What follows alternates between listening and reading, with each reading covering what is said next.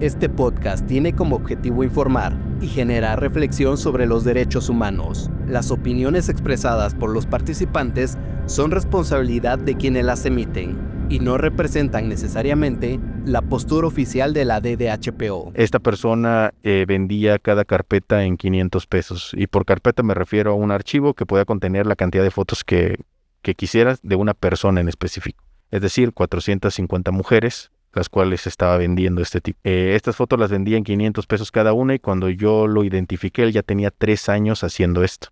Muchas respuestas que hemos tenido, por ejemplo, de mamás de estos agresores, es que es normal entre los hombres. O sea, él es hombre, es normal que busque fotografías así, es normal este tipo de actividad. No entiendo qué es lo que a ti te molesta, ¿no? Bueno, aquí debemos de ver un punto importante, que México es el número 1 en creación de contenido de pornografía infantil. Y no solamente en la creación, sino también en la distribución y comercialización de este tipo de contenidos, ¿no? Entonces, vivimos básicamente en un país en donde este es un negocio lucrativo.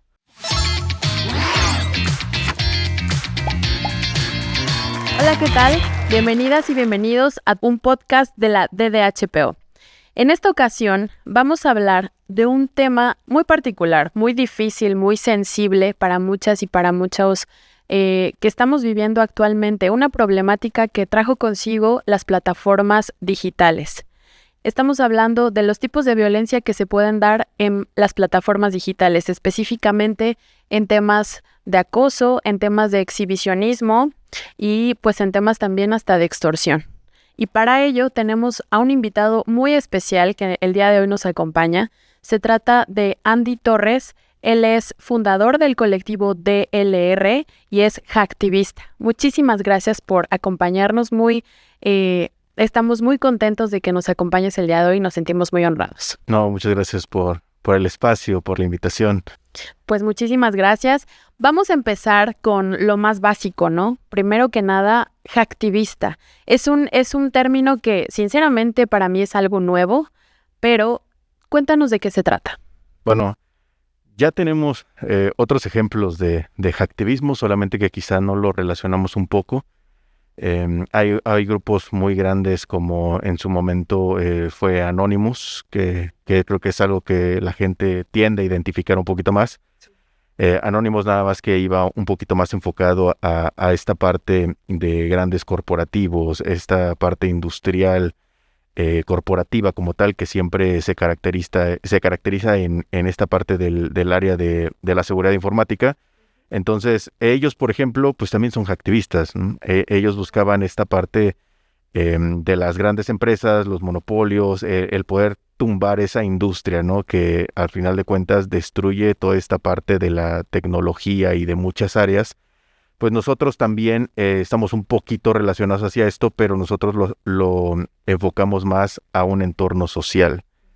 Sobre todo porque pues, nuestro enfoque va más a ayudar a mujeres víctimas de violencia digital, el poder utilizar estas herramientas digitales para poder brindar un apoyo, ¿no? Porque siempre que relacionamos la ciberseguridad, la relacionamos a empresas, grandes corporativos, a esa parte. Entonces no hay como este enfoque hacia el usuario promedio. Y sobre todo para enfocar esta parte de la seguridad a quienes navegan día con día. O sea, sabemos que las empresas te crean un antivirus, al final ese es como lo que tienes como usuario para defenderte, pero no hay nada más. Entonces, parte del hacer este proyecto es el poder llevar esta parte de la ciberseguridad a un usuario promedio, pero brindando estas herramientas para poder ayudar en un entorno como lo es la violencia digital. Me llama mucho la atención que, siendo que estamos hablando de un tipo de violencia hacia las mujeres, sea un hombre quien las apoya, ¿no? Porque sabemos bien que muchas veces estamos un poco... no queremos que un hombre intervenga en algo así si estamos siendo violentadas por un hombre, ¿no? Entonces, se me hace importante saber cómo es que tú decides iniciar en este hacktivismo, cómo decides apoyar a las mujeres haciendo este tipo de actividad, que a lo mejor algunas personas lo podrán llamar como un hacker y que lo ven mal, ¿no? O sea, si alguien me dice, es que me hackearon, lo ves mal, ¿no? Pero esto es al revés, o sea, tú estás hackeando para apoyar a las personas. Entonces, coméntame un poco de eso. Bueno, primero quisiera hacer nada más como esta aclaración, porque siempre la hago cuando se toca este punto de relacionar siempre al hacking con un entorno delictivo, ¿no? Así es. Pero hay una gran brecha entre lo que es un hacker y un ciberdelincuente. O sea, al final un hacker es una persona que utiliza su conocimiento para encontrar brechas de seguridad. Y pues un cibercriminal es simplemente eso, ¿no? Es un criminal dentro de un entorno digital. Em, yo tengo muchos años trabajando en áreas de ciberseguridad. Cuando yo comencé con esto, yo ya tenía varios años dedicado a esta área. ¿Cuántos años aproximadamente? Bueno, son más de 10 años trabajando. Hay veces en las que pierdo mucho esta noción de entre 10, 15 años de trabajo en los que llevo dedicado a este entorno de seguridad. Y bueno, todo esto inicia porque pues una persona que tenía un problema con una filtración de fotos, de video, pues me menciona que está pasando por esto. Ella sabía perfectamente a lo que yo me dedicaba. Yo desconocía en ese momento pues todo esto a lo que me dedico, ¿no? Todo el mundo que hay detrás, ¿no? Claro, los grupos, todos estos sitios, las personas que comercializaban con todo esto. O sea, para mí no era algo importante porque yo no estaba relacionado en esa actividad. Como lo recalco, la parte de la ciberseguridad siempre ha sido muy corporativa. Entonces, mi trabajo era eso, era un entorno empresarial, o un entorno completamente diferente. Y a pesar de estar todo el tiempo en Internet, pues no te relacionas, no necesariamente con las actividades que surgen ahí. Entonces ella me pide ayuda con esto, yo comienzo a investigar los enlaces que ella me envía, que estos eran grupos donde participaban personas compartiendo estos contenidos. El grupo era de aquí, de la ciudad de Oaxaca. Entonces yo comienzo a revisar la información. Pues, algo curioso en ese momento es que todas las personas que participaban en el grupo era como cualquier otro grupo de amigos de WhatsApp. Las personas no se ocultaban, utilizaban su foto de perfil como la que utilizan en sus redes sociales, su nombre real, su número de teléfono. Pues fue un grupo del trabajo. Claro, así es como yo empecé a encontrar los grupos. Eso eran los grupos cuando yo empecé a explorarlos por primera vez. Grupos donde no había como tal alguien ocultándose para publicar los contenidos. Yo encuentro las fotos, borro la información. Lo que hago es hacer un backup del grupo, que esto es un respaldo completo de información, de usuarios, todos los datos que podía recopilar, ¿no? de los usuarios que participaban ahí, ¿no? Números de teléfono, cuentas, fotos y demás. Entonces, al momento en el que yo borro la información, le comparto a ella el que ya no estaba circulando estos datos, pues bueno, ella le comenta a otras personas que también habían publicado en este grupo, y así es como se detona esta parte de personas buscándome para poder eliminar la información. Al momento en el que yo hago público el grupo, hago públicos las fotos, nombres, teléfonos, bueno, ahí se detona otro asunto completamente diferente, porque entonces la gente presta atención a lo que está pasando en estos grupos y cambia por completo mucha de la actividad. Entonces pasa en que unos meses después me encuentro a un montón de personas pidiéndome ayuda para borrar la información, y por otro lado comienza a hacerse ruido en relación a quienes participan y quienes están dentro de todos estos grupos. Así es como inicia toda esta actividad dentro del colectivo. Yo me imagino que te ha de haber impactado tanto todo lo que había detrás, que tú decidiste hacer como tus anotaciones, todo lo que me comentas y, o sea, hacer algo al respecto, ¿no? Bueno, hoy entendemos un poquito más esta parte del compartir el contenido íntimo, porque ya tenemos una reforma a la ley, ¿no? Y aparte de todo, pues ya es un delito como tal. Pero en ese momento, o sea, hablo de hace 5 años, no era algo que fuera una realidad, ¿no? El hecho de que pudieras denunciar este tipo de actividad. Ahora, no es nuevo, no es como que hace 5 años comenzar esto tiene mucho más tiempo. La cuestión está en que está completamente normalizado. El hecho de que estas personas pudieran entrar a un grupo con sus datos reales sin que les preocupara el que los pudieran identificar, es porque era una actividad completamente normal para ellos. Entonces, hasta el momento en el que se comenzó a cuestionar este tipo de actividad, es que pues realmente se presta esta atención. Entonces, eso para mí es como todo lo que he ido adquiriendo de conocimiento viene desde ese punto. Desde el comportamiento que tenían las personas al hacerlo completamente natural y sin ninguna clase de restricción, al hecho de cómo ha ido evolucionando todo este tipo de actividad. Aquí nosotros en la Defensoría hablamos de derechos, ¿no? Nosotros existimos, la Defensoría existe porque se vulneran los derechos. Entonces estamos hablando que estamos vulnerando y violentando muchísimos derechos con estas actividades que tú lograste identificar, ¿no? Estas personas que integran estos grupos, ¿cómo son? O sea, ¿tienen un perfil específico o es así tu vecino, cualquiera que, no sé, o sea, un maestro? ¿Qué perfil tienen? O sea, porque sabemos que a lo mejor algunas personas que cometen ilícitos tienen ciertos perfiles, pero por lo que tú me dices es que en los grupos de WhatsApp hay de todo, ¿no? Y no les da miedo ni siquiera esconder su identidad ni nada. Entonces, hay de todo en esos grupos. ¿Cómo son esos grupos? ¿Cómo se manejan? No hay como tal un perfil a seguir. Hemos estado trabajando en poder tener como una perfilación criminal relacionada a este tipo de actividad, pero la verdad es que los usuarios llegan de una manera completamente distinta cada uno. Hay personas que participan dentro de estos grupos porque existe como tal un gusto dentro del consumo de estos contenidos, ¿no? El poder compartir o descargar imágenes de mujeres a las cuales les han tomado fotografías, ya sea con o sin el consentimiento, ¿sí? Entonces hay personas que pues simplemente para ellos es un gusto. Hay personas que lo que hacen es utilizar este tipo de contenidos para comercializar con ellos. Entonces no hay como tal una satisfacción en el contenido que se comparte, pero sí por lo que pueda obtener a la venta de estos contenidos. Y existen las otras personas que, por ejemplo, entran a estos grupos porque llegan con simple curiosidad.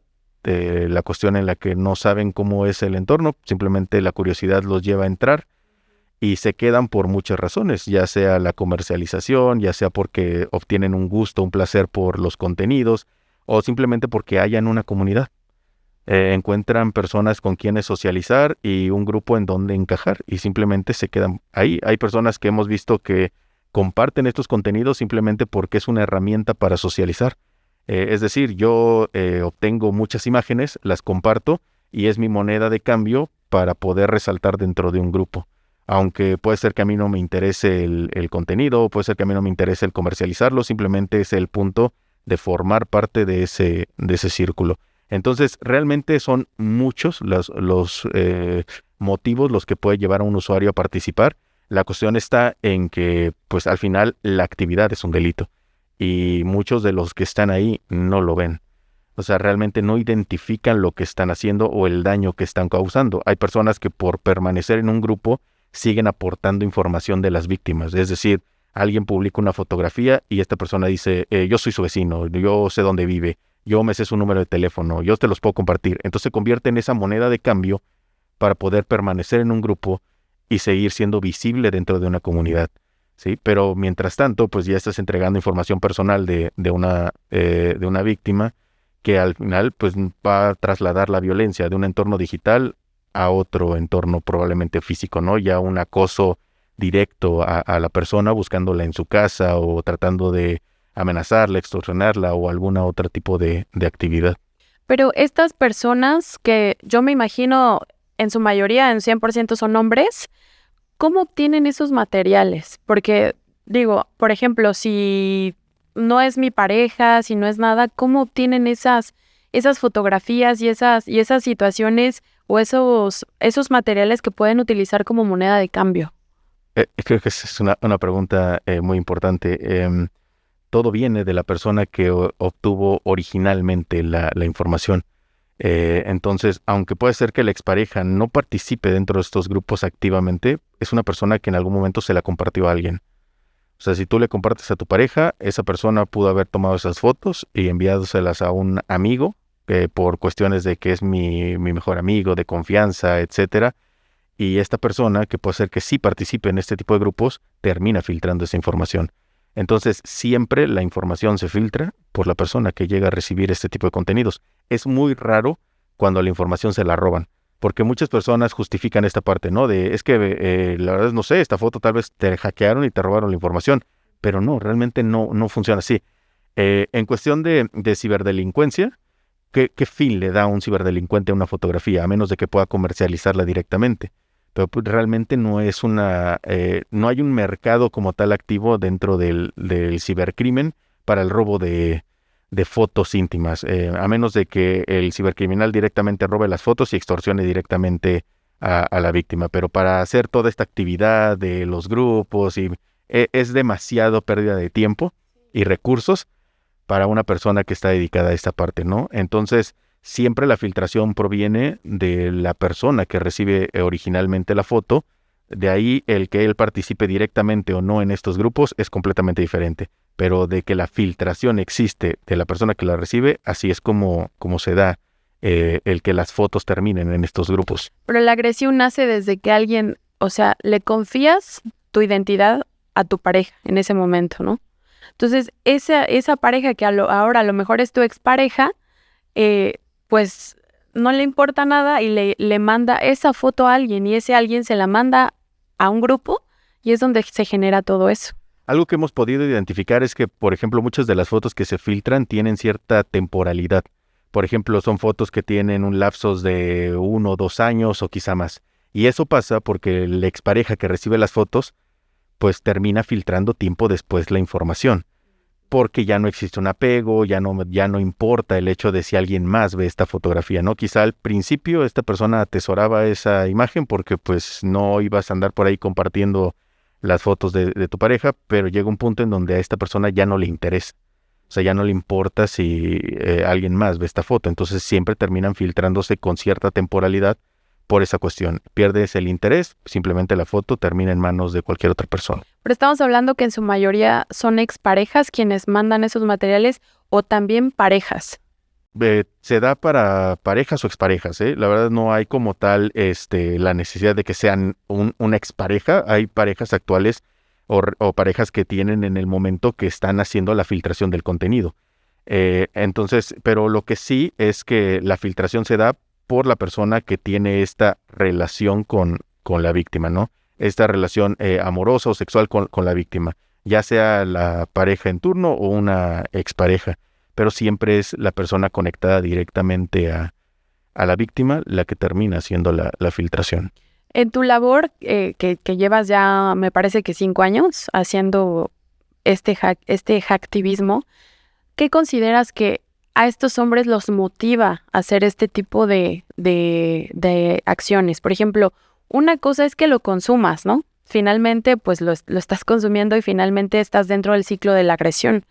Pero las personas que con toda la intención, con todo el dolo hacen estas acciones, ¿qué los motiva a hacer esto? Bueno, la motivación puede ser muchas cosas. En su momento, cuando este tipo de actividad comenzó a visibilizarse, se habló de un término como la pornovenganza. Eso era como se identificó en un inicio, ¿no? Cuando tuvimos esta visibilidad de lo que estaba pasando. Entonces, algo importante ahí dentro de ese término es la palabra venganza. Entonces, generalmente esta parte de humillar o controlar o afectar a la víctima termina siendo un detonador importante. Muchos de los casos se da por este tipo de actos, en donde busco pues lastimar, humillar, someter a la persona a través de este tipo de contenidos. Y esto lo hablo basado en los casos que yo recibo. Muchas de las mujeres que nos contactan para la eliminación de estos contenidos es porque pues reciben como tal esa amenaza directa, ¿no? El te voy a compartir si tú no haces esto. Pues bueno, tú ya estás con alguien más, bueno, a mí no me gustó, voy a hacer público este contenido, ¿no? Es una manera siempre de control, de poder someter a la persona. Y bueno, pues como te digo, en su momento el término lo basaron en venganza, pues sí tiene un poquito que ver, ¿no? Siempre buscan el poder hacer daño a través de este impacto digital. ¿Podríamos decir entonces que estas acciones son motivadas por un machismo existente que está muy sólido aún en nuestro país? Sí, eso es una de las vías, yo creo, el que las personas pues siguen teniendo estas actitudes machistas de poder sentir que la pareja pues tiene esta parte de pertenencia, ¿no? De es mía, ¿no? Y pues yo soy como el único dueño y si nadie más no creo que nadie más esté ahí, ¿no? Entonces la forma de control es como ella me pertenecen estas imágenes, pues yo al hacerlas públicas sé que puedo hacer ese daño. Pero sí, la verdad es que esta parte del machismo influye mucho en la toma de decisiones y en la actitud que tienen muchos de los que exponen este tipo de contenidos. Para darnos una idea de cómo es la magnitud de esta situación, ¿cuántas personas te llegan a buscar, vamos, en una semana? Bueno, actualmente, en una semana, yo creo que alrededor de unas 2,000 personas o más. ¿En una semana? En una semana. ¡Guau! Sí, eso es como muy esporádico, porque puede ser esa cantidad como puede ser más. Lo que pasa es que actualmente el alcance que tenemos ya no es un alcance local. Al inicio sí era nada más hacia el estado. Después este crecimiento que se dio fue hacia el país, pero hoy en día tengo casos de diferentes países en donde no hay una regulación como tal sobre este tipo de actos, y pues la ayuda la buscan en todos lados. Entonces, gracias a las conexiones, internet y demás, pues eso nos permite a nosotros llegar a otros países y hemos podido atender casos en otros lugares. Hablando del estado de Oaxaca, ¿recuerdas algún caso que nos puedas comentar que sea como muy, no sé, significativo para ti? Sí, creo que el caso más, bueno, es que como yo diría extraño y de una manera en la que me llevó a poder dar este punto de que pues un agresor puede controlar completamente su entorno, fue una persona de recursos humanos que grababa o le tomaba fotografías a todas las empleadas. Pero es que esta persona tenía el acceso a poder contratar a quien él quisiera. Entonces contrataba mujeres. Y contrataba mujeres de acuerdo a sus gustos y a lo que él estaba buscando en ese momento. No en una cuestión laboral, sino en esta cuestión física y de gusto, ¿no? Como tal, sexual a la persona. Esta persona lo que hacía era tomarle las fotos y él tenía un perfil en X, bueno, anteriormente Twitter, en donde él subía estos contenidos. Y, por ejemplo, él en su oficina tenía estos cristales que puedes ver de adentro hacia afuera, pero no de afuera hacia adentro.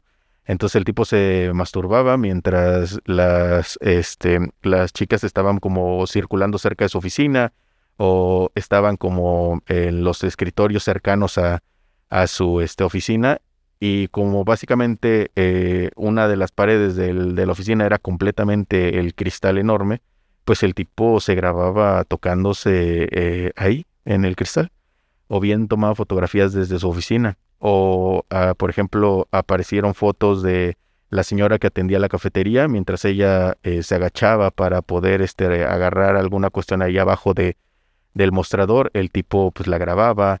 O había fotografías de mujeres sacando copias y el tipo pues básicamente estaba masturbando atrás de ella mientras ella sacaba copias. Y ella sin saber nada. Sin saber nada, sí. La verdad es que el tipo ya tenía una habilidad para poder hacer todo esto sin que pudieran percibir lo que estaba haciendo. Entonces era básicamente un tipo rodeado de mujeres a las cuales a todas las había violentado de alguna manera. El tipo también, eso es algo que corría por Santo Domingo, desnudo, persiguiendo mujeres. ¿Corría desnudo? Sí, corría desnudo. Nosotros ya nos habían dado reportes de una persona que corría desnudo sobre el andador turístico a ciertas horas y perseguía mujeres que pues eran mujeres que salían como de bares o lugares cercanos. O sea, lo hacía en la madrugada. Claro, sí, como a 2, 3 de la mañana y pues el tipo las perseguía completamente desnudo y se grababa haciendo todo esto. Entonces ya nos habían reportado esta actividad, pero fue hasta que encontramos los perfiles de este tipo que vimos todo lo que hacía. Y conectamos al tipo porque no se veía bien en el video, ¿no? No se alcanzaba a percibir quién era. Entonces conectamos, por ejemplo, el vehículo que aparecía en el video con el vehículo que usaba esta persona. Entonces fuimos como conectando puntos hasta que dimos con él en donde trabajaba y pues mostramos todo lo que esta persona estaba haciendo. Entonces ahí, por ejemplo, sí recibimos el apoyo de lo que era la jefa regional, porque eran unos laboratorios. Entonces nos ayudaron mucho como a poder exponer la actividad de este tipo, el que pues ninguna de las sucursales de la región lo pudiera volver a recibir, ni tampoco empresas similares pudieran el poder recibir este tipo, ¿no? Yo creo que ninguna empresa debería de recibir a un tipo así. Sí, claro, pero es que, digo, a final de cuentas para ellos es muy fácil el irse a otro lugar y conseguir otro espacio donde poder seguir violentando. Pero, por ejemplo, esto pasó aquí en Oaxaca y llevaba muchos años haciendo esto. Y era un tipo conocido en la red por el tipo de contenido que creaba y pasó completamente desapercibido para muchos. Porque había quien lo consumía. Claro, que esos consumidores pues mantenían, obviamente él no decía en dónde trabajaba, pero creo que la ciudad de Oaxaca es muy pequeña a un punto en donde llegas a percibir, ¿no? O sea, personas que están trabajando en algún lugar. Entonces, estoy seguro que alguien debió de haber reconocido a alguna de las chicas, pero decidió simplemente no decir nada. Entonces, esta persona estaba con completa libertad de poder seguir violentando en un entorno que para él era completamente seguro, porque él era una persona que controlaba esta parte de quién entraba a trabajar y quién no. Entonces, era básicamente un lugar seguro para él para continuar este tipo de violencia. Bueno, ¿y qué pasa con las personas que, por ejemplo, ya las detectaste, empiezas a cerrar? ¿Qué pasa después cuando tú decides publicar? ¿Qué pasa? Por ejemplo, pierden trabajos, pierden familias, no sé, qué efectos secundarios pueda traer el hecho de que sea descubierto. Sí, afecta su entorno personal, afecta mucho. Hemos visto casos en donde pues, las personas pierden el trabajo, pierden a la pareja con la que están en ese momento. Hay personas que estaban casados y pues, simplemente la pareja se separa de él. Y muchos terminan incluso mudándose de ciudad. Hemos expuesto, por ejemplo, muchos fotógrafos que sabemos que actualmente mudaron sus estudios a otros estados. La cuestión está aquí en que nosotros no los soltamos. Estado donde van y se instalan, estado donde nosotros empezamos a hacer difusión de la actividad que hace este tipo. Entonces, intentamos como dar ese seguimiento, porque muchos no dejan de hacer esto. La crítica que me dan es que la persona puede cambiar y puede dejar de hacer este tipo de actividad. Pero hemos notado que muchos no dejan de hacer este tipo de actividad. Muchos buscan otro entorno por donde poder violentar. Sí, quizás aquí ya no pueden estar porque ya es muy visible lo que hacen, la gente a su alrededor ya los conoce, entonces ya no pueden caer tan fácil, así que lo que hacen es irse a algún otro lugar donde puedan generar ese mismo tipo de control. Pero sí, lo que hacemos es eso, el colocar una foto, el colocar un nombre, el mostrar exactamente quién es y qué es lo que estaba haciendo, es muy importante porque de hecho hemos tenido mensajes de muchas mujeres que nos dicen, ¿sabes qué? Es que este tipo lo vi en una aplicación de citas, iba a salir con él, pero de pronto me hice mi consulta en la lista de agresores que tenemos y me apareció ahí. Entonces dije no. O alguien me dijo, ¿sabes qué? Es que yo a este tipo lo vi la semana pasada porque salí con él. De hecho, mi intención era como igual intentar algo, pero después una amiga me dijo, ¿sabes qué? A él lo vi en esta lista. Y al ver todo lo que estaba haciendo, simplemente dije, pues que no quería relacionarme. Entonces, ha ayudado mucho para que no se puedan relacionar con este tipo de personas y no caigan en este tipo de violencia. Mencionas que tienes una lista de agresores. ¿Dónde la podemos encontrar? ¿Cómo es que generaste esta lista y es de todo el país? Tenemos dos listas. Una que es una lista únicamente del estado de Oaxaca, porque es la lista original con la que nosotros comenzamos. Sí, esta tiene 450 hombres en esta lista. Y otra es una lista nacional, que es un poco más pequeña, tiene únicamente a 300 personas, pero es una lista que iniciamos recién, hace como un poco más de un año. Entonces, pues no tiene tantos porque es reciente la lista. Digo, para el tiempo que lleva, creo que sí tiene son bastantes, muchos, sí. Pero pues no comparado a la lista original, ¿no? Entonces, estas listas las colocamos en Telegram a través de lo que se llama un canal de Telegram, mismo que son los medios que utilizan estos tipos para publicar estos contenidos, porque Telegram es una plataforma sin censura. Entonces, cuando tú utilizas un canal, nadie sabe quién se suscribe al canal. Tú puedes participar, pero no sabes quiénes son los demás participantes. Nada más el dueño del canal puede hacer las publicaciones y no sabes quién está detrás. Ellos utilizan mucho este medio porque es la manera segura de publicar fotos que todos consuman, pero que nadie sepa quién forma parte de.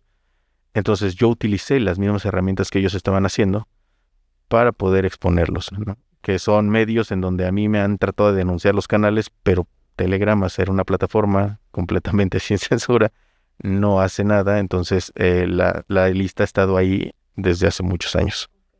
Hablamos de un consumismo de material fotográfico, ¿no? O sea, ¿realmente lo compran? ¿Lo compran y lo venden como si fuera un objeto? Sí, realmente así funciona.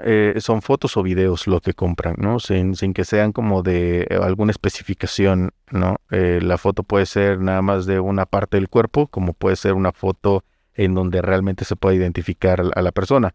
Obviamente, mientras más la puedan identificar, más valor tiene esta fotografía, ¿no? Porque, pues, bien podrías hacer pasar a cualquier cuerpo, por la víctima. Entonces, mientras más se pueda identificar, estas fotos tienen mucho más valor, entonces tienen mucha mayor posibilidades de comercializar con estos contenidos.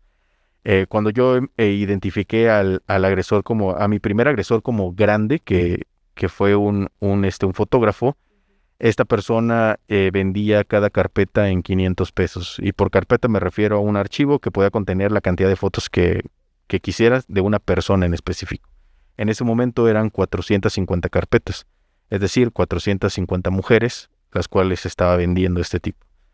Estas fotos las vendía en 500 pesos cada una, y cuando yo lo identifiqué, él ya tenía 3 años haciendo esto. Entonces hablamos de si por bien pudiera vender una carpeta por mes, el tipo aún así generó un ingreso bastante alto durante todo ese tiempo. Ahora, no, el cálculo es como muy exagerado decir que vendía una carpeta por mes, porque realmente él era una persona que tenía mucho alcance en internet, una persona que constantemente le estaban pidiendo fotografías de diferentes mujeres. Y él lo que hacía, él generó un mercado en donde comenzó a comprarle los contenidos a exparejas. Él buscaba las exparejas de muchas mujeres que buscaban los tipos, por ejemplo, alguna chica que fuera muy conocida. Entonces el tipo buscaba personas con las que se hubiera relacionado, ver si estas personas tenían fotos, y les ofrecía dinero. Entonces, si calculas que esta persona les pagaba por estas fotos, entonces el ingreso que él tenía debía de haber recuperado lo que él estaba pagando, ¿no? Entonces para él era un negocio completo. Y lo que hicimos nosotros fue bajar esas carpetas, identificamos a las mujeres, les expusimos lo que estaba pasando y hicimos público los datos del agresor. ¿El agresor era de acá de Oaxaca? Es un fotógrafo de aquí de la ciudad. Actualmente el tipo creo que se mudó hasta Chihuahua para poder trabajar de nuevo, porque de hecho a él no lo hemos soltado, de así lugar a donde se muda, lugar donde seguimos contactando empresas, escuelas y demás, porque cambió su giro, pasó de un fotógrafo para sesiones de modelaje a poder vender fotos para graduaciones. Entonces comenzamos a hacer después el reporte a escuelas, y así hemos ido. O sea, realmente nosotros hemos tratado de dar ese seguimiento para evitar que la persona siga dentro de este tipo de actividades, porque muchas de las mujeres afectadas, pues bueno, no eran como tal mujeres adultas, eran adolescentes. Entonces, pues realmente el tipo de contenido que él tenía catalogaba dentro de otro tipo de delito. Pero entonces podemos hablar de que a veces alguien puede comprar una fotografía en 500 pesos, 100 pesos, no sé. Finalmente, me imagino que es una gran cantidad de material el que se maneja en esos grupos, y así, sin más, hacen transferencias como si vendieras cubrebocas, por ejemplo, no sé. Sí, así funciona. Muchos de los pagos se van a cuentas STP, que al final cuando quieres hacer como este rastreo tienes información muy limitada. O bien utilizan otros métodos de pago, ¿no? Como pueden ser tarjetas digitales, que son las canjeas para poder obtener beneficio en algún otro lugar, que es una moneda de cambio, a final de cuentas, que no te permite como tener un rastreo total de quién puede estar detrás. Entonces sí, la verdad es que sí, han buscado muchas formas de poder obtener como el pago y poder transformar ese pago en efectivo para ellos. Entonces, ¿las personas que se dedican a eso podrían llegar a extorsionar a las mujeres? Sí lo hacen. Mucho de lo que yo por eso les menciono a muchos hombres cuando les doy pláticas, que muchas veces participan dentro de estos grupos, dicen, es que yo no compartí nada, yo nada más estaba viendo, yo solamente dije que la conocía, pero forman parte de todo un entorno que cuando suben una foto, no necesariamente la persona que la expuso la va a extorsionar, sino tienes a un listado de hombres que van a tomar esa información y van a ir y la van a violentar. Entonces se convierte básicamente en un grupo de tipos que terminarían generando otro tipo de violencia aparte de compartir el contenido íntimo sin consentimiento. Muchos de ellos van a buscar extorsionar, amenazar, van a acosar físicamente, van a tratar de hacer otro tipo de actos. Entonces forman parte de todo esto. Aunque tú nada más seas un mirón, termina siendo parte de ese grupo y de ese entorno que termina violentando. Pero entonces podríamos decir que a raíz de que lo digital en este caso se traslada a lo real, que es llegar a hasta cometer actos ilícitos, ¿no? De acosar, de seguir, de violentar a una mujer. Sí, es que muchas veces traducimos nosotros que lo digital es un entorno completamente separado, pero no existe esta cuestión en donde lo digital está aparte. Lo digital es nuestro entorno real. Es otro medio de comunicación, es otro medio para poder realizar otro tipo de actividades, pero sigue siendo la realidad. Si tú subes una fotografía ahí, aún así estás violentando dentro de tu entorno. Es cierto. Entonces, esa es la parte que mucha gente lo entiende mal, entiende que es como un entorno aparte, y por eso se les hace fácil decir, es que yo en internet soy uno, afuera soy otro. No, es que siempre ha sido así, nada más que te ocultas para violentar a través de herramientas digitales, pero sigue siendo una persona que violenta, extorsiona y hace todo ese tipo de actividades. No es que ahí seas otra persona, es que así eres, solamente que ahí te ocultas, afuera no te ocultas. Y yo creo que también eso ha ayudado a que se normalice, ¿no? El hecho de que veamos como las redes sociales o el tema digital alejado de la realidad lo han normalizado, ¿no? Sí, es algo, bueno, es que son muchos factores los que normalizan esto. Por ejemplo, como tú lo mencionabas al inicio, el machismo hace que también normalicemos este tipo de actividad, porque es normal. Muchas respuestas que hemos tenido, por ejemplo, de mamás de estos agresores, es que es normal entre los hombres.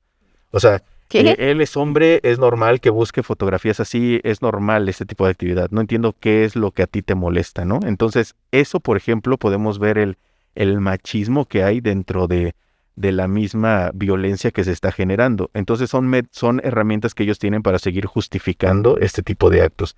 Pero son una serie de cosas que al final de cuentas terminan aportando a que esto se siga normalizando. No solamente es la parte del machismo, es el hecho de que, por ejemplo, no tenemos una regulación como tal en Internet sobre qué se puede hacer y qué no. El hecho de que sí es un delito, pero no tenemos como tal una unidad que investigue específicamente este tipo de delitos digitales. Al momento en el que vas a una fiscalía a hacer la denuncia, no hay un protocolo a seguir para ese tipo de delitos. Entonces, todo eso se suma y hace que se normalice, al final de cuentas. Entonces, todo esto sigue aportando para que esto siga siendo algo común y que una u otra cosa termina justificando este tipo de actos. Ahora que mencionas a la fiscalía, yo me imagino que las chicas que te han buscado es porque ya no encuentran otra salida, ¿no? Fueron, yo me imagino, a denunciar, ¿no? Fueron a denunciar. A lo mejor no tuvieron alguna respuesta por parte de las fiscalías, hablando a nivel país. Yo creo que ya eres como ya, por favor ayúdame porque ya no sé qué hacer. ¿Qué pasa en este caso? ¿Qué has notado tú con pues los organismos para impartir justicia? Bueno, aquí hay que ver dos puntos. O sea, si no hay un protocolo a seguir, no hay una unidad que pueda investigar esto, las personas que atienden a las víctimas pues las atienden como pueden, o sea, como ellos consideran. La persona que se puede parar ahí puede ser completamente diferente a la que te atienda mañana. Entonces, eso hace muy volátil el cómo puedas ayudar a una víctima. Ahora, si sumamos esto a que las personas que están ahí no tienen herramientas ni el conocimiento para poder hacer una investigación digital, entonces, o sea, no solamente es culpa de en sí de la persona que te atiende en ese momento, es culpa completamente del sistema que no cuenta con las herramientas para poder hacer el trabajo. Teniendo una plática, por ejemplo, con un agente de investigación, algo que me decía es que en el momento en el que a mí me tocó investigar un delito digital, mi investigación se basó en ir al lugar y hablar con todas las personas en esa oficina, porque se habían filtrado una fotografía en una oficina. Entonces fue e hizo como tal la investigación como la haría con cualquier otro tipo de delito. Entonces, si lo haces así, pues imagínate, vas por ahí haciendo entrevistas de tú fuiste, qué hiciste, dónde estabas, o sea, en un entorno digital. No, o sea, es algo que pues no te lleva a nada. Al final, por ejemplo, en ese caso en particular, pues una cámara grabó a una persona estando en la computadora donde se filtró la información, pero entonces una cámara terminó al final orientándote hacia dónde ir, ¿no? Y terminaron saliendo otros asuntos ahí. Pero si no, ¿cómo? No hay forma. No hay manera de poder hacer una investigación así, no vas a ir a recorrer el estado preguntándole a la gente a ver si compartiste una fotografía. Además, tú borras todo y yo no hice nada, ¿no? Claro, entonces esa es una parte importante porque ahí es donde entran las víctimas en esa frustración, en donde sí voy, denuncio, sí es un delito, sí pueden castigarlo, pero ¿quién lo investiga? Y al final yo no puedo detener a una persona, o sea, yo podría identificar a la persona, pero todo lo que yo encuentre no es evidencia. O sea, por más que yo les diga en la fiscalía, esta persona a través de su teléfono, de esta manera, este día, esto fue lo que hizo, la fiscalía tendría que hacer su investigación. No podría tomar mis datos para darle continuidad a eso. Tendría que investigarlo desde cero. No hay manera de que lo que yo pueda recolectar termine aportando en un caso. Entonces, lo único que les queda es el que yo borre la información. Porque para ellos vale mucho más que esa foto no siga en internet a que esta persona se vaya a la cárcel. La verdad es que para ellas es mucho mejor el que, acción inmediata, claro, ¿no? el que el contenido no lo sigan utilizando para seguirla amenazando a que esta persona pueda cumplir una condena. O sea, no les interesa al final. Lo que les interesa es que no tengas a 2,000 tipos de un grupo mandándote mensajes o mandándole mensajes a tu mamá o mandándole mensajes a tu papá o amenazándote con que le van a decir a tu hijo que estás haciendo esto en internet. Entonces, todo eso es lo que a ella les preocupa. Entonces, no les interesa si este tipo se va a la cárcel, les interesa que a ellas no les siga afectando este tipo de cosas. O sea que el problema es tal que escala hasta la familia. O sea, le escriben a los padres, le escriben a los hijos. ¿Qué pasa con esto? Mira, el caso más fuerte que tuve, que creo que es el caso que me gusta mucho hablar de él porque ese es el resultado que puede tener o el impacto que puede tener este tipo de violencia. Yo atendí un caso en donde los videos, las fotografías habían escalado al acoso hasta su mamá. O sea, la mamá recibía diario mensajes de tu hija es tal cosa, mira cómo a tu hija se lo hacen, mira lo que tengo de tu hija. Y entonces a ella la molestaban, pero a la mamá era la que recibía también este golpe digital, ¿no? Por más que la mamá cambiaba de teléfono, de alguna manera veían la forma, la gente que está dentro de su entorno personal que seguía aportando información, que es lo que te menciono. La gente termina aportando datos y terminan haciendo otro tipo de violencia. Entonces, la mamá constantemente recibía estos mensajes, por más que cambiara de número. Cambiar de número les daba un mes de respiro, más así mucho. Cuando yo empecé a trabajarlo, yo borré la información, borré los videos, borré las fotos, llegué a exponer a gente que participó en esto. Y aún así, ella no pudo lidiar con el daño psicológico que ya le habían causado. Así que un día simplemente recibí una llamada por parte de su mamá para decirme pues que ella se había quitado la vida. Porque al final para ella ya no había vida. Ella no podía tener un trabajo, no había podido terminar la escuela, no podía socializar porque cada persona que le hablaba, para ella era el temor de que esta persona fuera alguien que participara en estos grupos. Si hacían lo posible por obtener el número de su mamá, ¿qué no podía hacer un tipo el hacerse pasar por su amigo? Un tipo que pudiera estar obsesionado, un tipo que pudiera tener las fotos, con tal de nada más tener otro tipo de acercamiento con ella. Entonces simplemente ella ya no pudo continuar con eso. Y ese es como el punto final a donde puede llegar este tipo de violencia. O sea, que puedes hacer que una persona le destruyes la vida por todo. O sea, no puede tener una vida normal y al final termina quitándosela porque no puede vivir como cualquier otra persona, como se merece vivir. Y eso es lo que le pasó a ella. Yo no sé actualmente su mamá qué daño emocional tenga, que al final le tocó resistir con su hija todo esto y que hoy en día ya no tiene a su hija. ¡Qué fuerte! Entonces, eso es algo que un simple chiste, una forma de molestar con compartir una foto es lo que puede hacer o lo que le puede causar a una persona, el daño que le puedes ocasionar. El hecho de que participes en un grupo, aunque no aportes como tal fotografías, pero des un dato o que nada más estés ahí, aporta a este tipo de actos, ¿no? Suma a este tipo de violencia. Entonces, eso es lo que sucede. Creo que es el ejemplo más grande que tengo para poderles decir que por más pequeño que sea el acto que tú realices para molestar a una persona, puede sumar a poder hacer un acto violento muy, muy grande para una víctima. Y es que creo que nadie tiene idea del daño que te puede causar el hecho de que fotografías estén circulando de tu cuerpo. O sea, aunque sea una vez, aunque sea un grupo, si quieres, es una violación completa a tu intimidad, ¿no? Entonces es un daño colateral terrible. Esto que me comentas es una situación muy lamentable y que a lo mejor lo vemos como muy inocente, ¿no? Ay, es una fotografía, ¿no? Nada más le di like, no sé, por decir así. Pero no sabemos lo que la persona, la mujer, está sufriendo por dentro, ¿no? Entonces, en este sentido, tú que pues colaboras, trabajas con las mujeres, ¿qué nos puedes comentar de cómo ellas manejan todo este contexto? Yo me imagino que tienen que tomar terapia, que les da miedo incluso socializar, tener un trabajo incluso, no sé, de qué forma pues sus vidas se ven transformadas por una simple fotografía que no es tan simple. Bueno, algo importante ahí es que ellas no pueden volver a recuperar la tranquilidad. Cambia por completo el entorno. Todas las personas que yo conozco que han pasado por ese tipo de violencia dejan de ser como eran antes.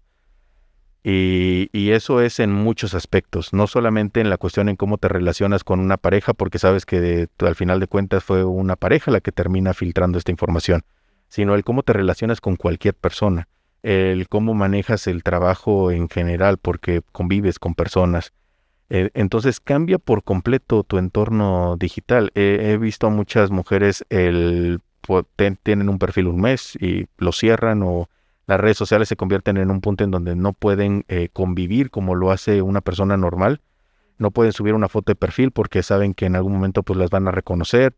El poder conocer, o esta cuestión de decir, bueno, me arriesgo a una app de citas, imposible. Para ellas es el nunca más volver a pararse en un entorno así. El conocer a un tipo y el que el tipo comience a tener una interacción con ellas de una forma digital, muchas de ellas se cierran por completo. El tener una relación normal implica el que ellas tengan que abrirse y decir, ok, mira, es que a mí me pasó esto y en algún momento te vas a enterar de que yo soy la chica que publicaron en tal lugar, ¿no? Entonces, ellas necesitan como andar por ahí dándole explicaciones a medio mundo para poder justificar cosas y cambia. O sea, por más que puedan ir a terapia, eso ya no lo recuperan. O sea, muchas personas dicen, bueno, es que, o sea, vas al psicólogo y ya, pero no, eso no cambia. O sea, el daño que te provocaron no cambia. ¿Puedes ir a terapia y puedes estar más tranquilo? Sí. ¿Eso va a cambiar completamente tu entorno? No. No va a cambiar. Al final de cuentas, el daño que te hicieron, nadie lo va a poder cambiar, nadie lo va a poder reparar. El hecho de que yo borre las fotografías de internet no va a cambiar tampoco las cosas. O sea, el daño que ya les causaron, ahí va a estar siempre. Entonces, por más que yo pueda eliminar, exponer y hacer, aún así el daño que provocaron, ya nadie más lo va a poder restaurar. Nadie. Lo he visto en muchas de las mujeres que actualmente mantienen un seguimiento en cuestión de que pues todavía nos escriben para contarnos cómo les vaya afuera. O sea, porque al final de cuentas nosotros nos convertimos en su entorno social, al final en esas personas en las que puedes confiar, porque estuvimos ahí en el momento en el que del caos, ¿no? Entonces conocemos ese otro lado de las historias porque al final de cuentas ellas terminan contándonos cómo les vaya afuera. Muchas de las mujeres que hoy en día aportan al colectivo, que trabajan dentro del colectivo, son mujeres que en algún momento sufrieron este tipo de violencia. Entonces, Todas. No todas, pero sí la mayoría de ellas trabajan, sobre todo quienes atienden esta parte de los casos, directamente que atienden a las víctimas, ellas vivieron esto. Y Y parte importante de que lo hiciéramos de esa forma es porque ellas entienden exactamente lo que es estar del otro lado. O sea, entienden por qué nos contactan a nosotros ya enojados, por qué contactan básicamente sin tener o esperar algo o que les fueras a solucionar realmente las cosas, simplemente ven opciones. Pues ellas saben perfectamente lo que está pasando a la persona del otro lado, ¿no? Ya les tocó estar ahí, ya saben qué es lo que viene y todo con lo que tienen que lidiar día con día. Aunque no todas viven la experiencia de la misma manera, no todas cruzan por este umbral de violencia de la misma forma, al final, pues es muy similar lo que les toca vivir a cada una. Entonces, por eso lo manejamos así. Pero sí, no hay una manera en la que puedas decir es que la víctima pasa por este proceso y llega a este punto en donde ya está bien. No, jamás. Nunca he visto a una persona que haya podido cruzar por los psicólogos que tú quieras, los procesos que les hayan dado. Es más, podrían detener y meter a la cárcel al tipo y al final eso no le va a dar lo que ya le quitaron. Es pérdida total, ¿no? Sí, es un daño emocional que ya De tu persona. no puedes tener de vuelta.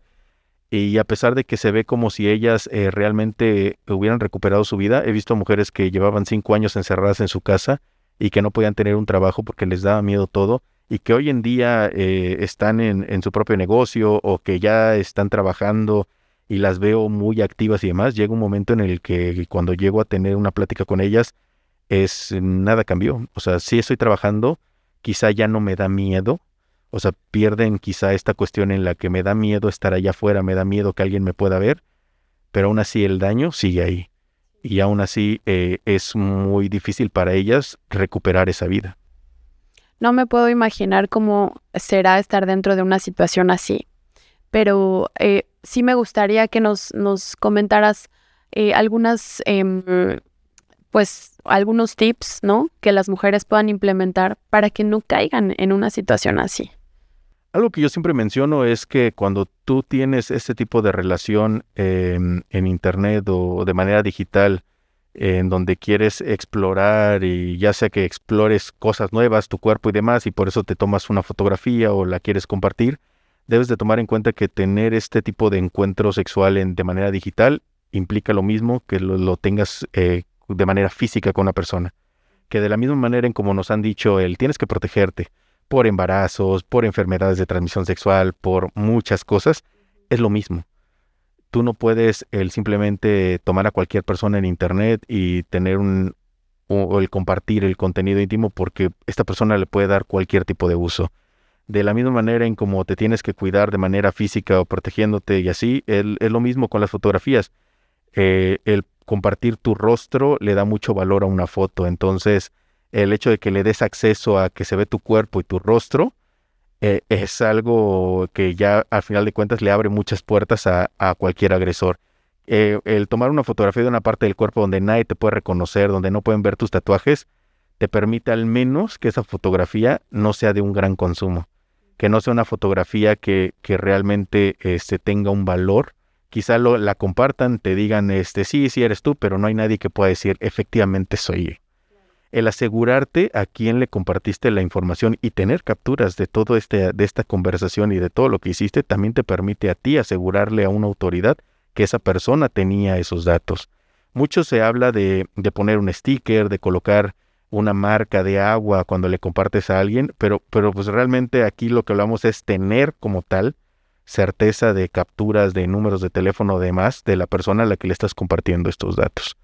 Y otra cosa que es muy importante es que desde el primer momento en el que te tomas una fotografía ya existe un 50% de probabilidad de que esa fotografía termine en internet.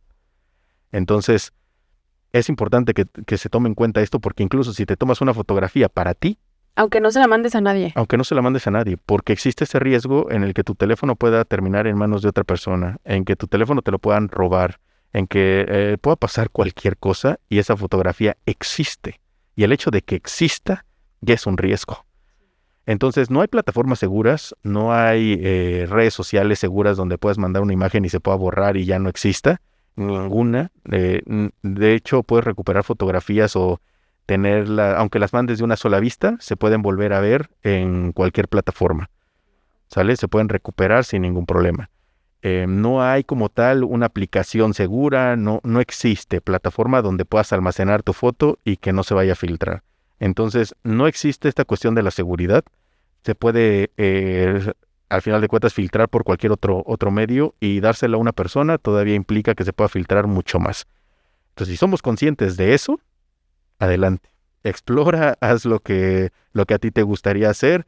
¿Quieres experimentarlo? Hazlo, pero sé consciente de todo esto que estoy mencionando, de que el riesgo es exactamente así, ¿sí? De que puede pasar en cualquier momento y que nadie está exento de que le pueda tocar este tipo de violencia. Entonces, tenemos que ser conscientes de esa manera.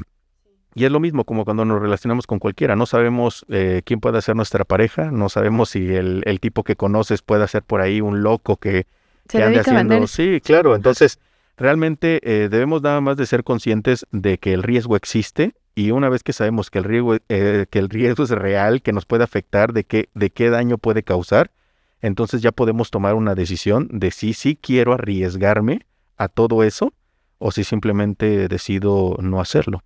Entonces, lo mejor es no hacerlo ya. Así como lo idóneo, ¿no? Sí, o sea, yo como tal lo digo, yo no soy nadie para prohibirle a una persona que no haga o que no pueda experimentar, pero sí es importante decirles a las personas todos los riesgos que conllevan, ¿no? Ya de ti depende, es como cuando te compras una moto, al final de cuentas te dicen lo peligrosas que son, todo lo que puede pasar, pero de ti depende de si quieres comprarla, claro, subirte y andar por ahí, ¿no? Entonces, esto es así. Para mí es importante que conozcan los riesgos, y al final dependería de la persona el si quiere o no el realizar este tipo de actos. Pero es importante el tener claro todo lo que puede pasar.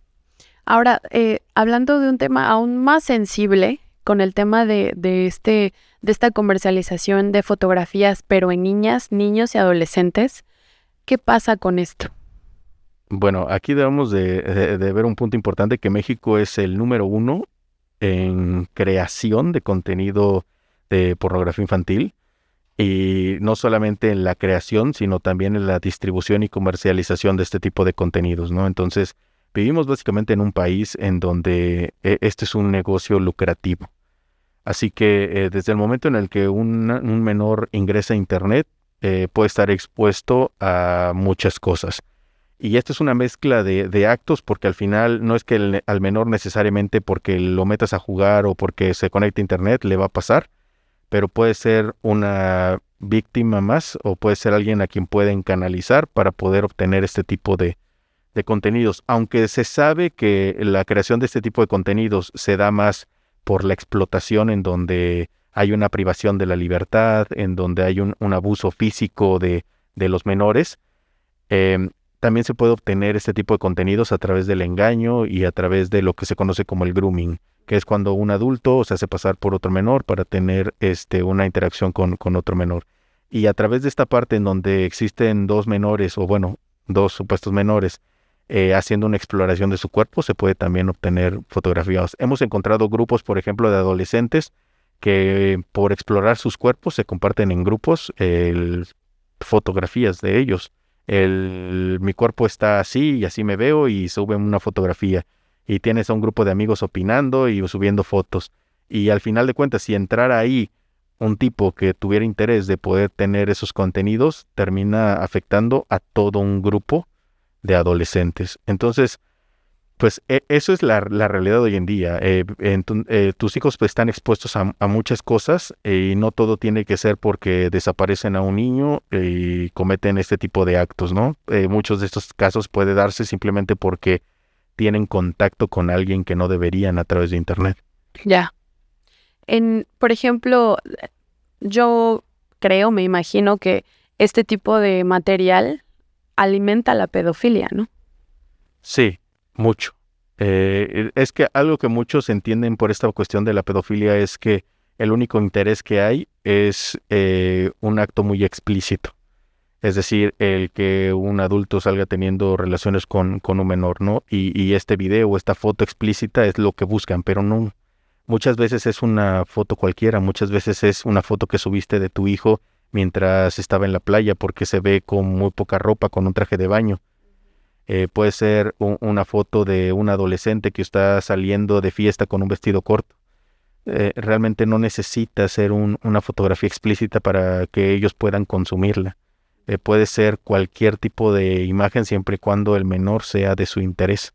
Hemos visto muchos grupos en donde, como no existe un desnudo, pues los grupos abundan libremente sin ningún problema, pero aún así sigue siendo un grupo de adultos fantaseando o hablando o compartiendo fotos de menores.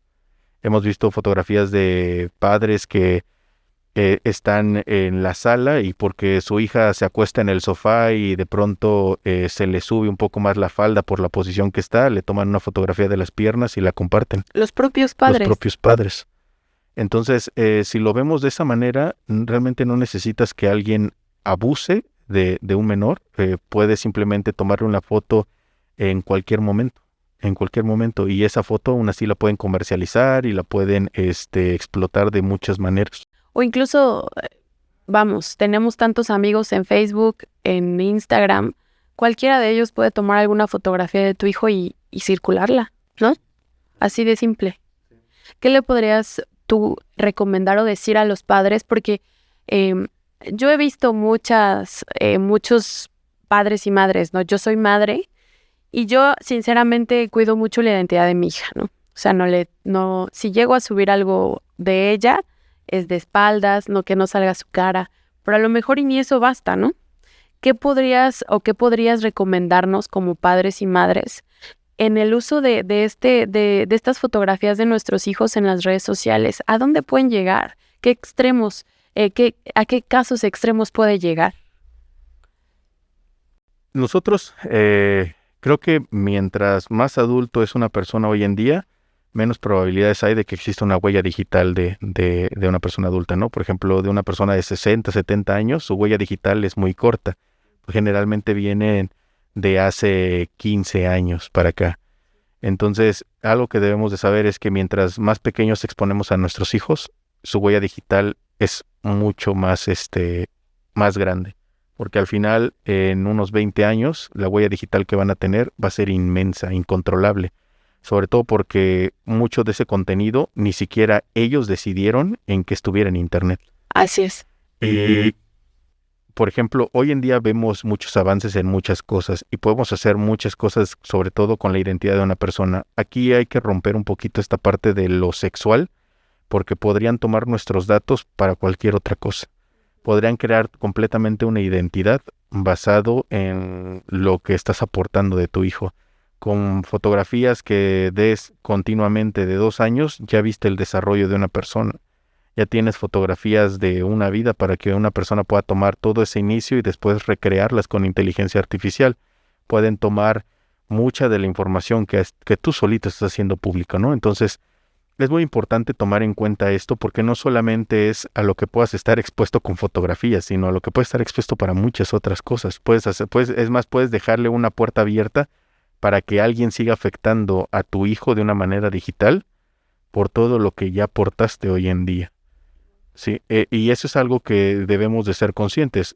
Yo siempre les menciono que los menores no deberían de tener un contacto con redes sociales porque al final de cuentas, si te es difícil lidiar o saber qué es lo que hace en la escuela, qué es lo que está pensando, qué hace mientras sale a jugar, pues todavía es mucho más difícil qué pueda ver en Internet y qué hace en redes sociales.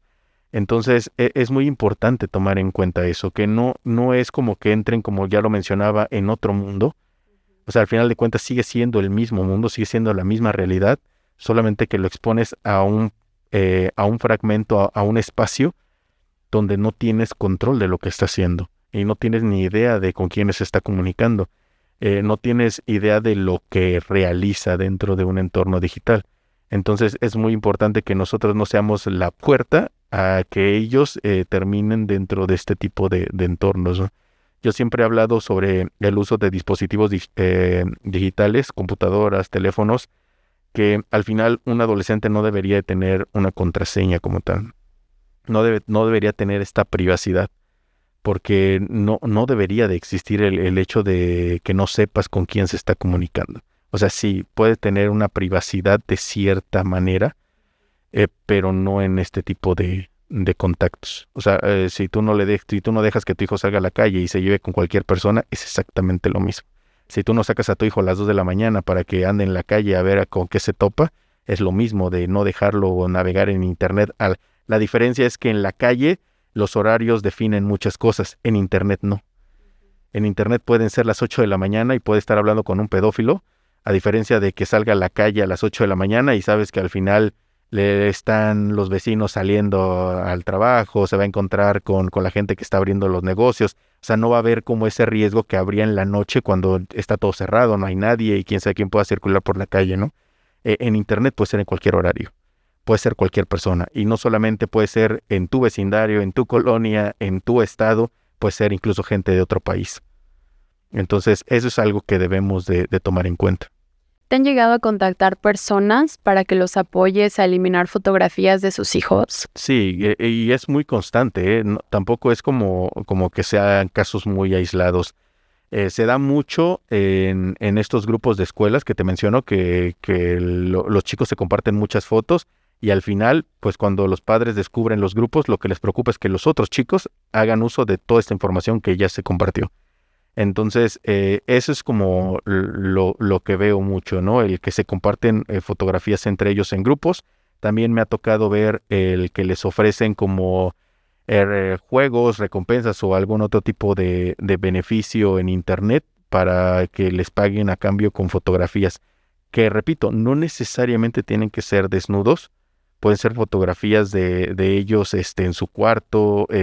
Jugando, como sí, sea. O sea, al final de cuentas, les pueden dar información de ellos sin necesidad de que sea como tal un desnudo. Y aún así, ellos comercializar con estas fotografías. Y además entender que la mente de un pedófilo es sumamente perversa, ¿no? Entonces una fotografía de una niña o un niño parado afuera de su escuela, para ellos a lo mejor es algo que los motiva pues no sé, a sus perversidades, ¿no?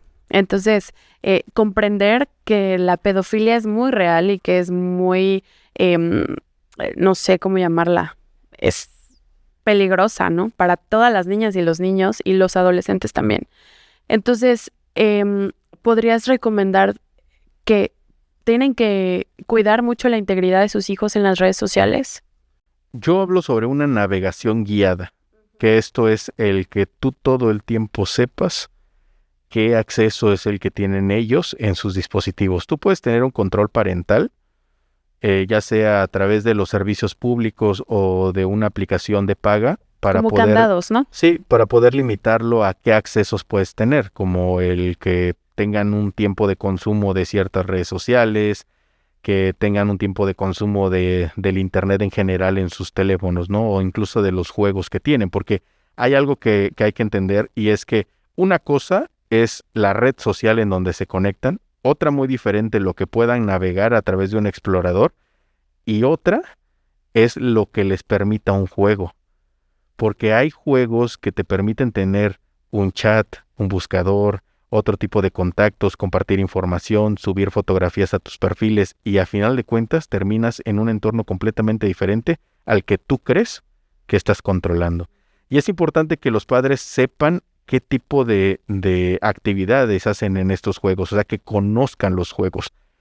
Yo lo que les digo es, o sea, yo entiendo que no te gustan, que no quieres ni jugarlo, que no te interesan, pero al menos infórmate qué es lo que están haciendo.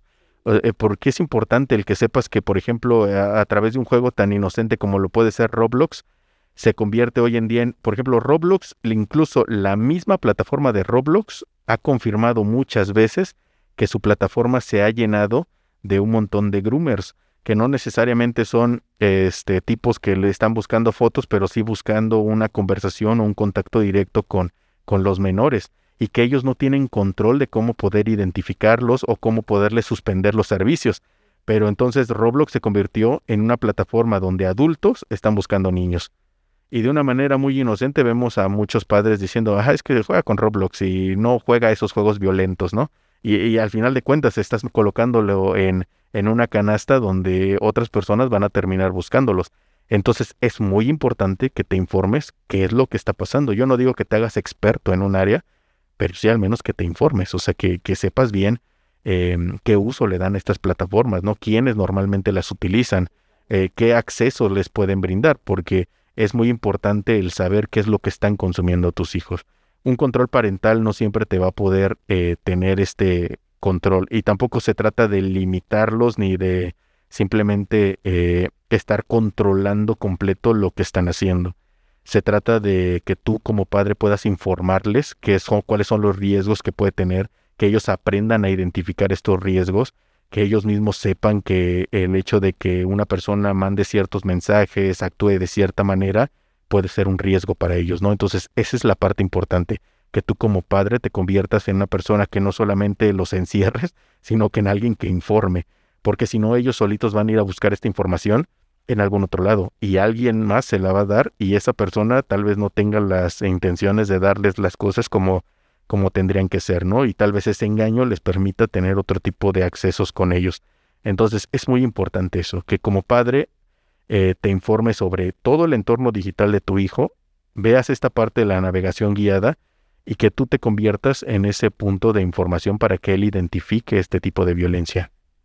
Ok. Oye, Andy, y estuve haciendo como una investigación y vi que empezaron a apoyar a padres de personas desaparecidas, que hicieron algunas colaboraciones y demás. ¿Cómo cuál va a ser tu papel en estas situaciones? Lo que buscamos en este tipo de casos es el poder aportar algo más.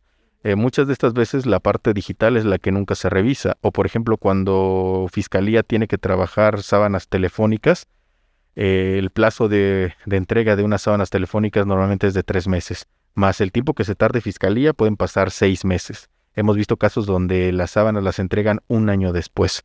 Entonces, el tener una ubicación 1 año después no te sirve de mucho. Es un punto de partida tal vez, pero el niño puede estar ya si quieren en otro lugar, ya no necesariamente cerca de donde se ubica, ¿no? Entonces, lo que tratamos es de dar otro tipo de aportaciones. La aportación que nosotros brindamos a los padres cuando están buscando a sus hijos, pues suma un poquito más en esta cuestión digital, ¿no? El hecho de que, pues bueno, Fiscalía tarde mucho en dar la aportación de las sábanas telefónicas, eso hace que pues, nosotros podamos entregarles a ellos información un poquito más rápido.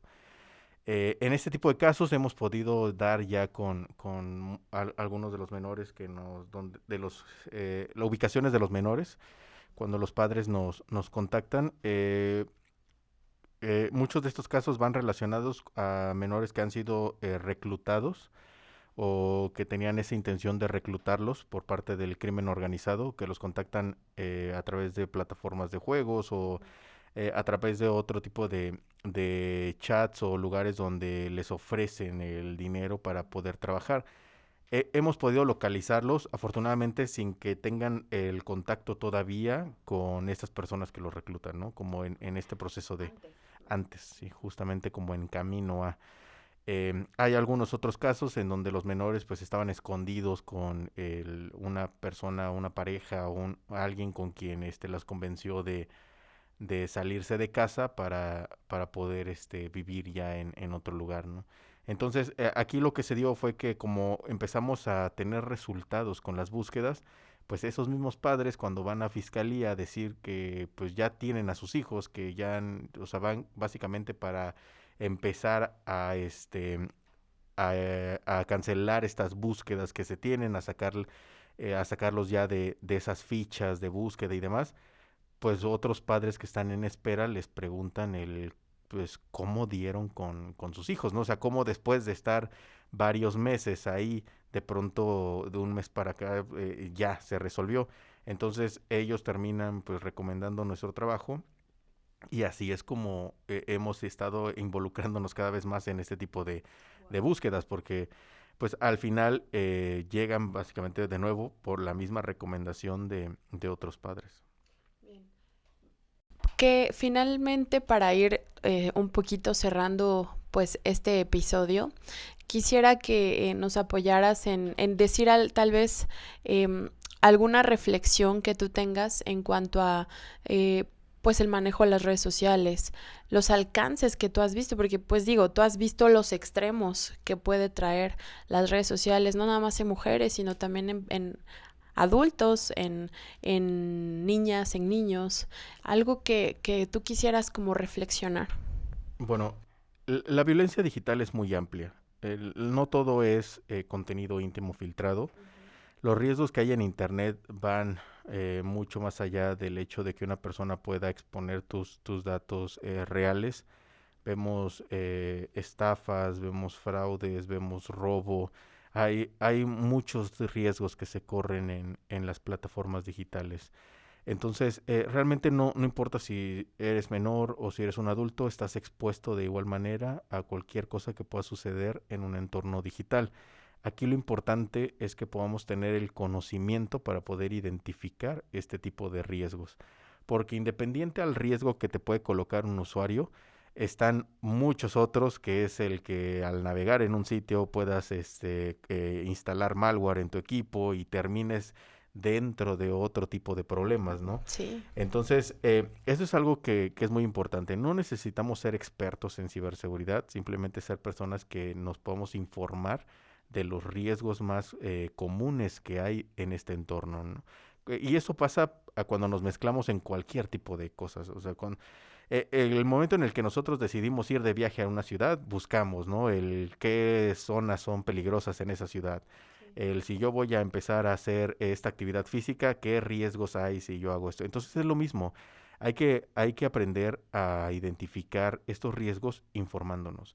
Otra cosa que también es muy importante es que como padre se debe de entender que no es que los niños hoy tengan un chip diferente, porque esa es la justificación, es que los niños vienen con otro chip. No, es que a ellos les interesa el saber cómo funcionan las cosas y no se esperan hasta que tú les explicas.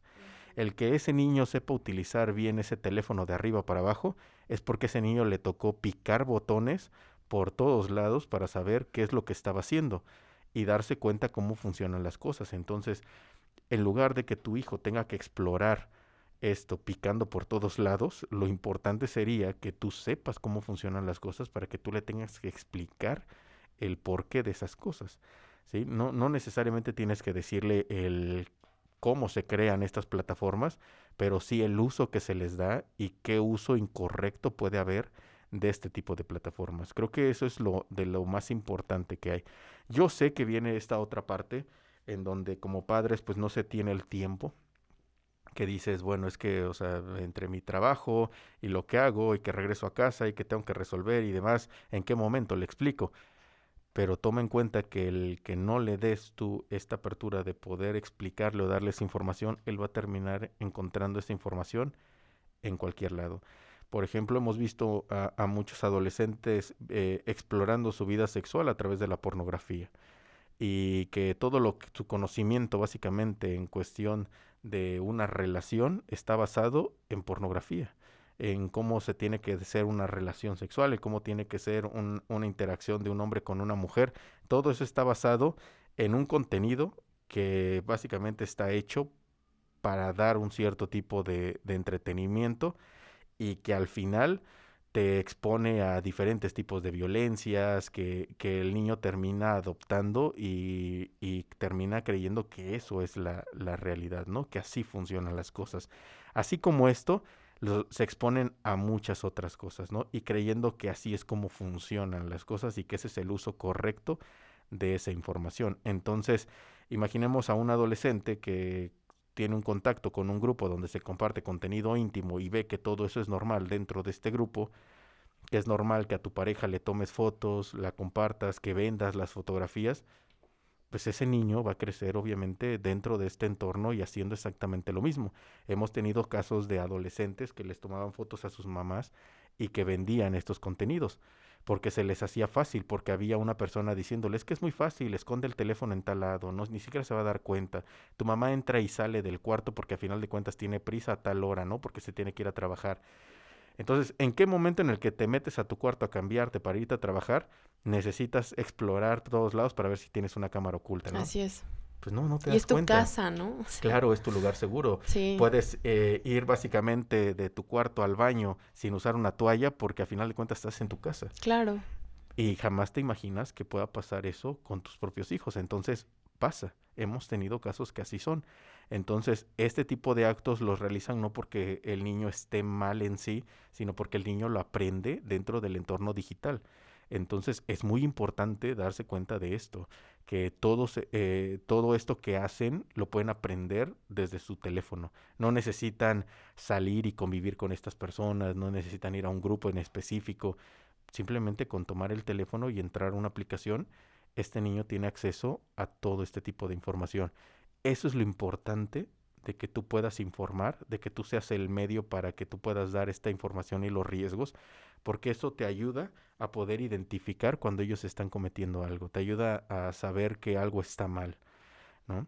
Y esto va desde el hecho de que cuando la gente contrata un servicio de internet, más allá de que el técnico lo instale, no les interesa qué pueda pasar, porque nunca hay como un control de poder limitar sitios para navegar en ese módem.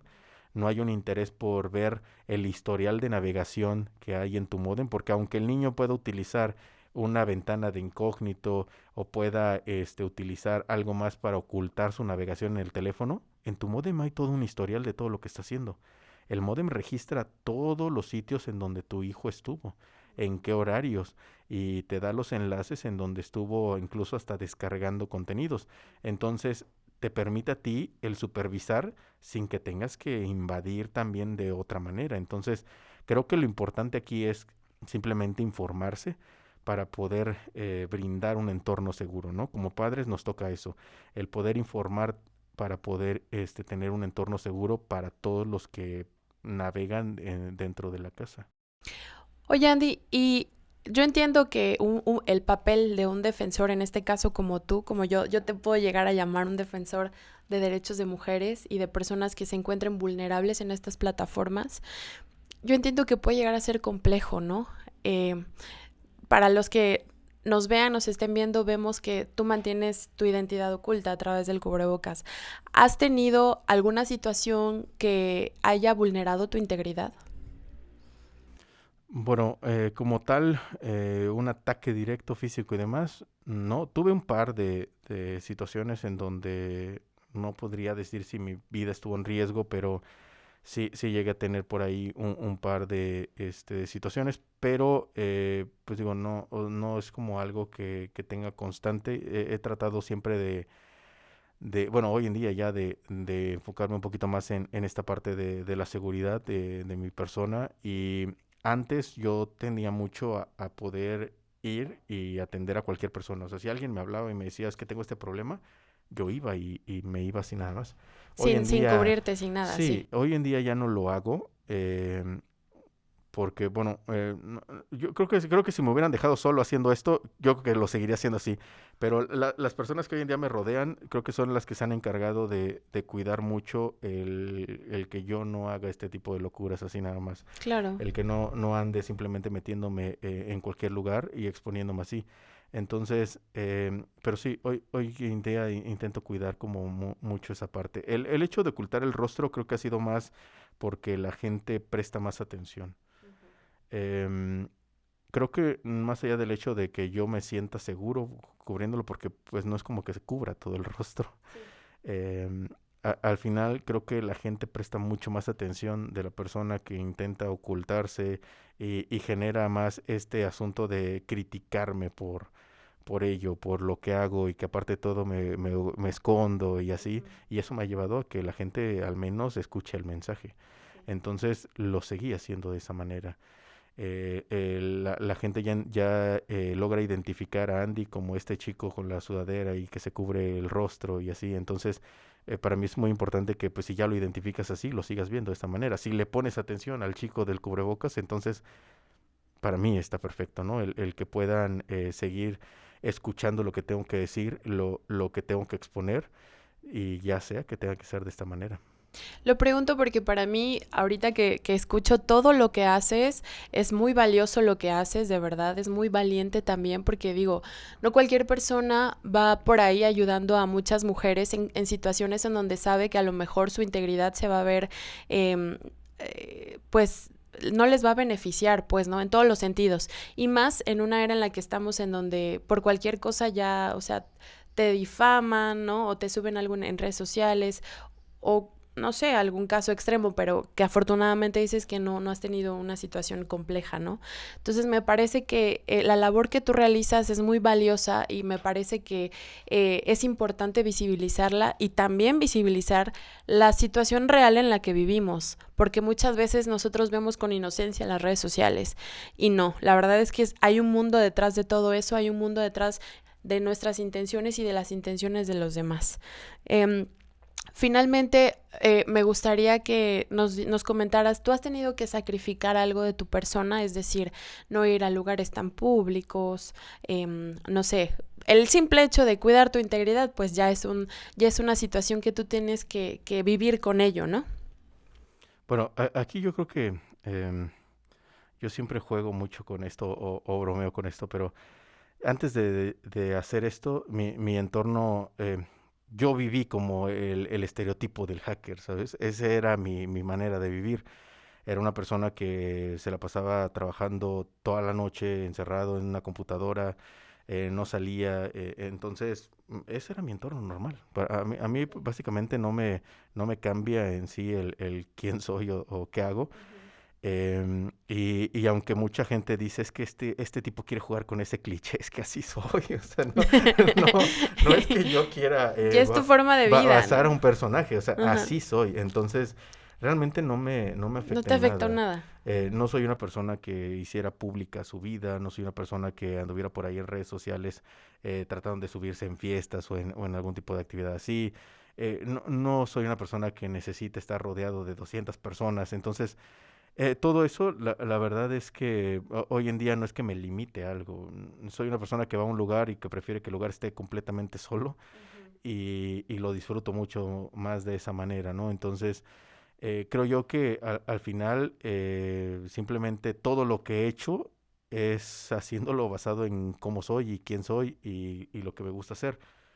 No, nunca he podido, bueno, más bien nunca he hecho o modificado ni la actividad del colectivo ni quién soy por tratar de guardar una imagen o porque esté expuesto de alguna manera. Siempre la manera en cómo me ven y la manera en cómo aparezco en todos lados es como realmente soy. Y siempre he sido así, ¿eh? La verdad es que no, no hay mucha diferencia. Y sí, siempre he limitado mi información. Siempre he sido una persona que puede tener 3, 4, 5 teléfonos porque siempre he designado cosas a ciertas maneras y siempre he tenido un entorno personal muy cerrado, muy pequeño. Entonces, así como me muevo, así es como siempre he sido. Y creo que también eso ha ayudado a que tu labor sea exitosa, ¿no? Porque te cuidas mucho a las personas, cuidas mucho tu trabajo. Sí, creo que sí tiene mucho que ver. La verdad es que así como a veces sueno de repente medio paranoico, con, con algunas cosas, así soy. Creo que lo que yo aprendí dentro de los entornos de seguridad me llevó mucho a limitarme. Si yo ahorita tuviera que sacar mi laptop, podrías ver que mi cámara está completamente cubierta, que tengo desconectado el micrófono de la laptop. Y así es, esa es mi vida, mi día a día. Yo evito tener cámaras visibles. Si tengo un Echo Dot cerca, le tapo, siempre censuro la cámara. Y podría ser el tipo que trae este casco de papel aluminio en la cabeza. No llego yo a ese extremo, pero, Ajá. pero así es. Ese es como todo lo que yo pude ver y a lo que puedes estar expuesto, traté de llevarlo a mi entorno personal. Entonces, la verdad es que siempre me he cuidado de esa manera. Andy, pues muchísimas gracias por estar con nosotros, por compartirnos tanto, ¿no? Tanto para nutrir nuestras experiencias, para apoyar a que más personas conozcan las realidades de nuestra sociedad y también para que si en algún momento desafortunadamente tienen una experiencia así, se acerquen a ti y puedan encontrar una solución, una ayuda, un alivio, a lo mejor a esta situación tan terrible que estén viviendo. Bueno, pues muchas gracias por el espacio. Y sí, la verdad es que en el momento en el que alguien requiera la ayuda, que sienta que no tiene como un medio en donde apoyarse, pues nosotros siempre vamos a estar ahí para poder ofrecer esa ayuda, ¿no? Para lo que se requiera. dentro del entorno digital. Compártenos de qué forma te pueden buscar en las redes sociales. En redes sociales nos pueden encontrar como Colectivo DLR. La mayoría de nuestros perfiles están verificados, entonces creo que no es como tan complicado el poder encontrar como cuál es el perfil real. Y de todas maneras, cuando sale algo siempre lo borro, entonces Okay. lo que hay sobre el Colectivo DLR pues son nuestros perfiles. En nuestras redes sociales pueden encontrar también las líneas de contacto, que son líneas tanto para atender casos que son sobre filtración de contenido íntimo, como casos hoy en día de aplicaciones montadeudas o este tipo de fraudes. También tenemos una línea directa hacia cursos y conferencias que realizamos, y otra que va enfocada a una lista de agresores, que es para hacer un contacto directo para cuando únicamente buscas como que atiendan tu caso para poder exponer a un agresor, ¿no? Para ayudarte como a dar esta difusión de lo que está pasando. Entonces, hoy en día sí ya tenemos como cada una línea de atención para esto. Y pues bueno, ya sea que quieras contactar directamente para un caso en específico o que simplemente quieras contactar para ver si podemos ayudarte con el problema que tengas, pues lo pueden hacer de esa manera, ya sea a través de redes sociales o a través de las líneas de teléfono. O sea que también haces conferencias, haces todo eso, Sí, talleres. nosotros, pues, el colectivo no recibe fondos de ninguna parte. Entonces, básicamente, nuestro trabajo, que ha sido los cursos, las conferencias, la venta de mercancía, todo eso nos ayuda a poder seguir solventando los gastos de actividad del colectivo. Porque al final de cuentas, pues, la gente piensa que se oye a colectivo y es como que no hay gastos, ¿no? Todo es como por amor al arte, pero no. La gente que trabaja en ese colectivo recibe un sueldo y ese sueldo tiene que salir de algún lado. Entonces, todo esto se da dentro de talleres, cursos y demás actividades que nosotros realizamos. Perfecto. Pues muchísimas gracias nuevamente por acompañarnos. Fue muy bueno platicar contigo. Aprendimos muchísimo. Sinceramente, en mi persona aprendí muchísimo sobre todo esto y no dudes que yo voy a replicar mucho esta información, al menos con mi círculo cercano, y no dudo también que todos los que nosotros ahorita nos encontramos y te escuchamos vamos a replicar todo esto. Muchas gracias. Pues muchas gracias también a ustedes por acompañarnos en este episodio, un episodio bastante bueno, bastante importante que lo escuchen todo, aunque fue un poco largo, pero bueno, esperamos que haya sido de su agrado, que les haya ayudado muchísimo y hayan aprendido también en cómo manejar sus redes sociales, plataformas digitales en su día a día. No olviden en seguirnos en nuestras redes sociales, Defensoría de los Derechos Humanos del Pueblo de Oaxaca. Nos vemos en nuestro próximo Tus Derechos en Corto. Hasta la próxima.